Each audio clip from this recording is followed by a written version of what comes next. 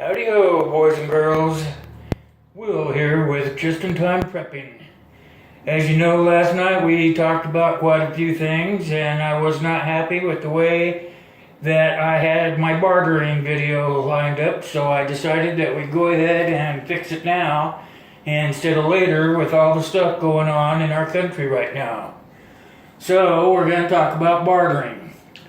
And I've added some things, and we're going to discuss it as we go along so that there's a clear picture to everyone so that they know how to trade and barter during the times when shit hits the fan. So let's go on, and I have number one. What we talked about before is never barter what you're going to need. Meaning that if you have seeds and you're planning on planting a crop, then you really don't want to trade those away because you're going to need them to feed your family. So that's sort of what that means. Another thing is that it's a lot easier to barter yourself than it is to try to get rid of something that you might need down the road. And like I said, if a guy has some seeds, he plants them to grow food for his family. He may have more food than he needs for his family and may be willing to trade some of that food for something that you may need, such as wood or fuel. So keep that in mind when you go down to the bartering. We're going to go next to the money. That's number two, money. Money as we know it is going to be non-existent. It's going to go obsolete. It almost is now. The dollar is going down, down, down, and they're talking about going back to the gold standard. That's where this comes in, is collecting gold and silver. I know it's hard to do. It's hard for me to do. I live on a income that I live from paycheck to paycheck, so I know how hard it is, but I am slowly starting to collect gold and silver because I know I'm going to need it for my family when shit hits the fan. So keep that in mind, boys and girls, that it's going to be obsolete. Money is going to be obsolete. Next I have is, if you don't use tobacco or the products of tobacco, that would be a very good thing to put back for when shit hits the fan. They are saying that within 3 days after the grid going down, that all the merchandise and goods on the shelves will be gone. People will either buy them or people will loot them out. So you're going to need to make sure that you have something to barter with. So keep in mind, tobacco or their products, such as the vapes that are out now. I don't use it anymore, it's been a while. Such as the vapes, the little snips, the skull, the chewing tobacco, and cigarettes. You could buy cigarettes by the case online, and boy, you'd be set up pretty good. I'm starting to collect little bits and pieces of it. I don't know how far I'll get with that, but I know that it's going to be a commodity when shit hits the fan. Now, I'm not trying to scare anyone, but we know that if you're watching the news today, there's a lot of stuff going on.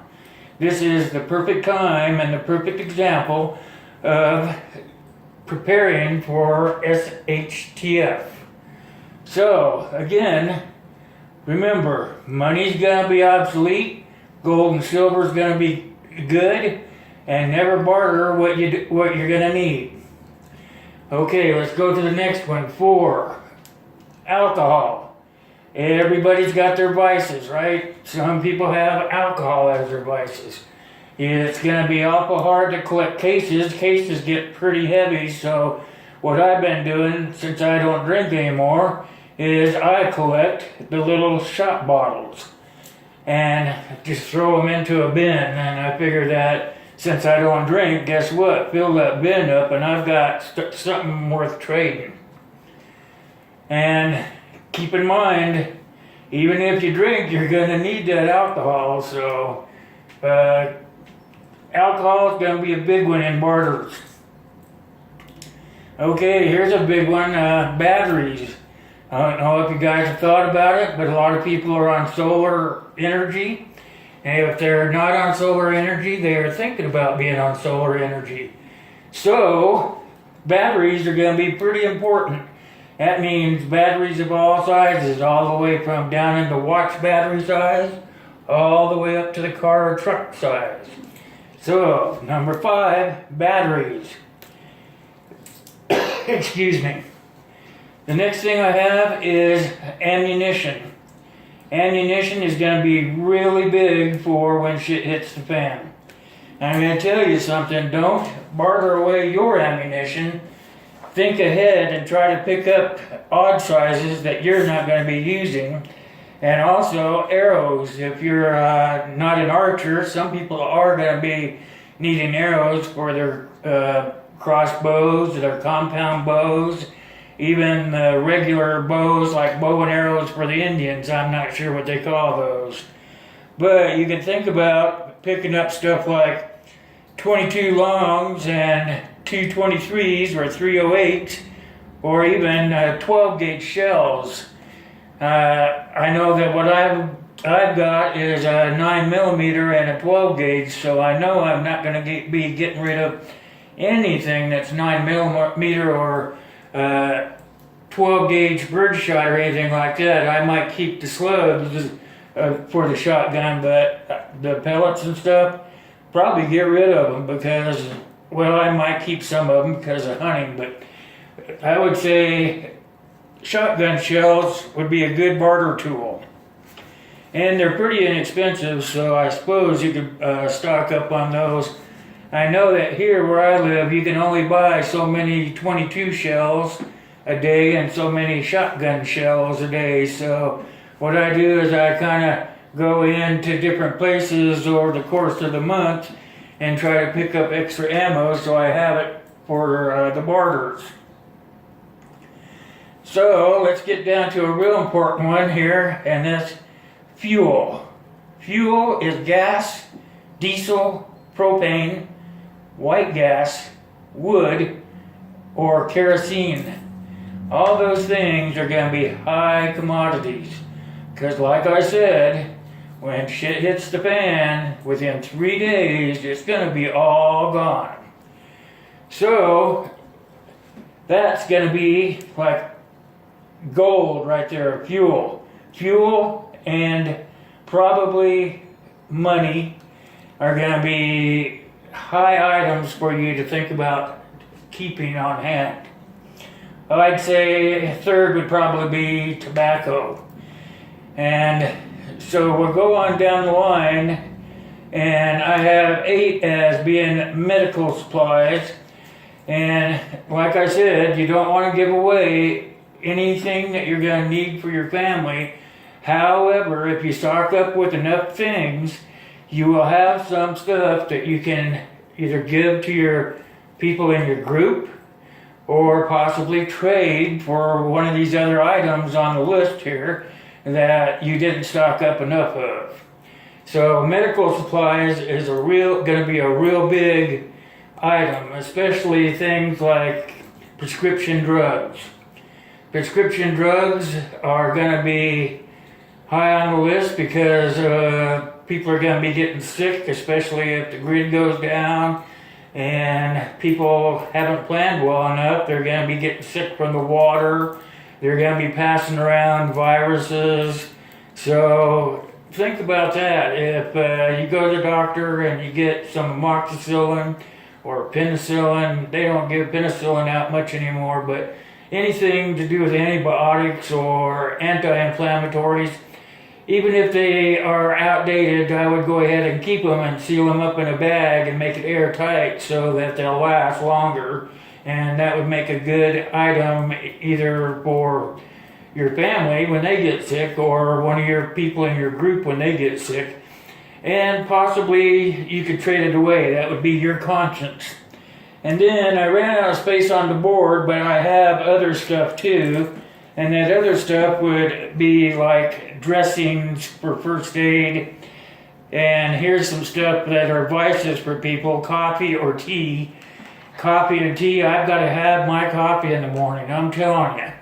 If I don't have my coffee, I get grouchy. So guess what? When something happens, everybody out there is going to be looking for these items, coffee or tea.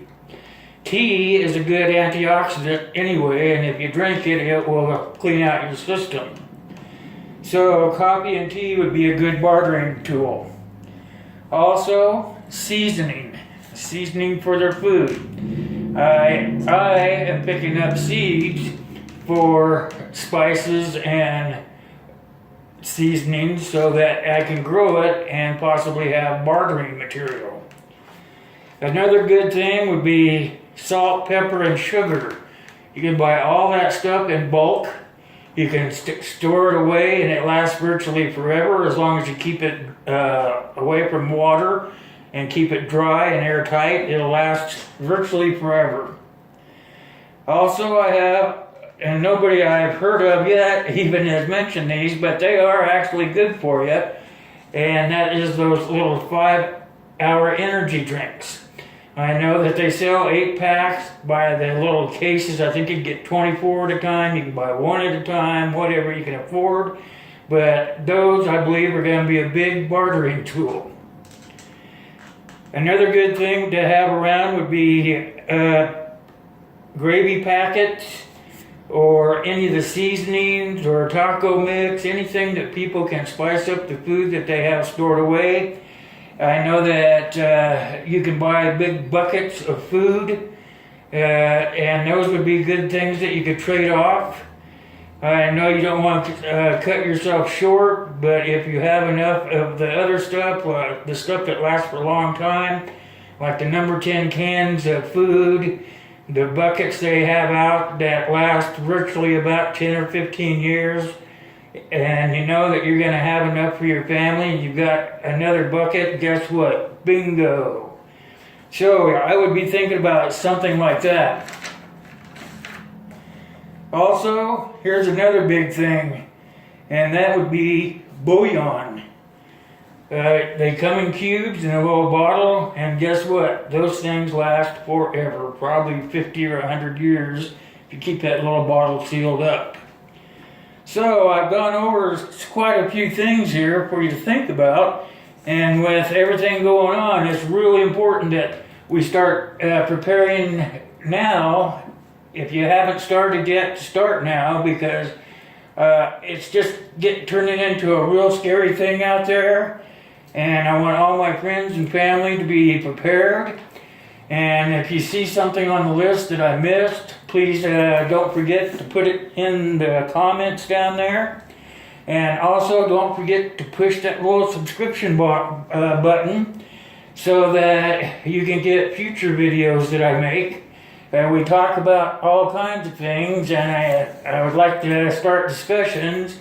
I would even like to do some live interviews with some other preppers. So if you have any prepper friends that are willing to do interviews, a live interview, or anything like that, I'd be up for doing something like that so we can add to our super list.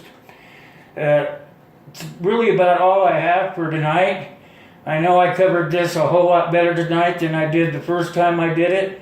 I was a whole lot more prepared. I have been thinking it through with myself and other people so that the list is actually starting to take form. And if you have any additions, please feel free to add on in the comments.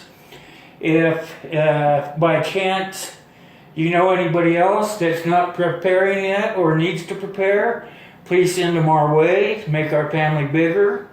And don't forget to push that like button down there. And by the way, I would like you to like all the prepping sites. All the prepping sites are all there to help us get ready for when SHTF happens. And so that's it for tonight, boys and girls. Come and visit me at YouTube here at Just In Time Prepping. I'm also on Facebook at facebook.com/justintimeprepping.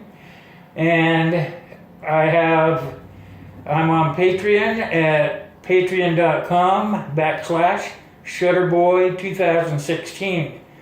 Also on Google Plus at Will Russell, and on Twitter at Will is Patreon. So for tonight, I would really like you guys to think about what we're doing here. Try to make a comment and hit that subscribe button so that we can get the list going. So until next time, boys and girls, have a great evening.